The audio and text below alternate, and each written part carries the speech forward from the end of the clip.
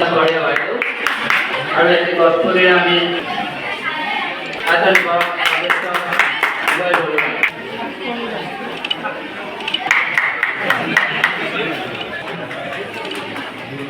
পশ্চিম দলং এখন অংগপত্ৰে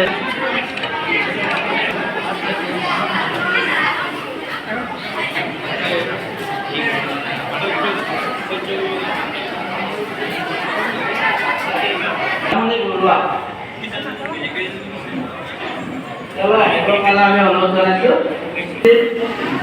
প্ৰসংগ কলিতা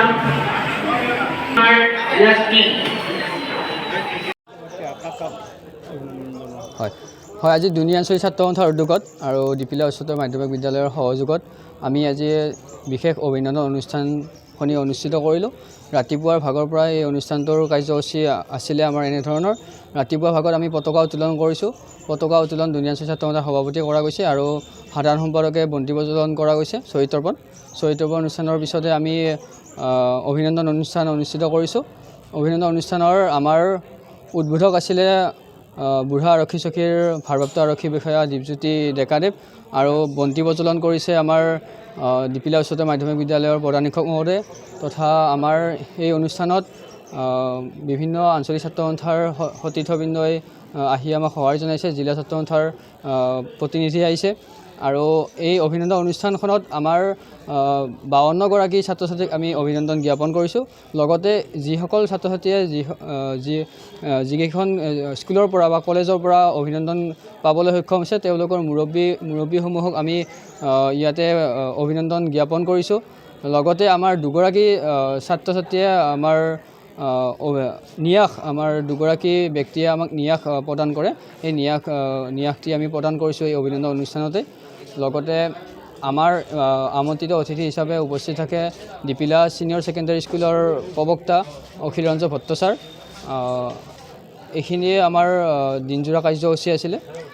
এই অনুষ্ঠানটোত বিভিন্নগৰাকী ব্যক্তিয়ে আমাক সঁহাৰি জনোৱাৰ লগতে তেওঁলোকৰ যি দিয়া পৰামৰ্শই আমাক এই অনুষ্ঠানটো সাফল্যমণ্ডিত কৰাত সহায় কৰিলে তেওঁলোকৰলৈকো আমি কৃতজ্ঞতা জ্ঞাপন কৰিছোঁ।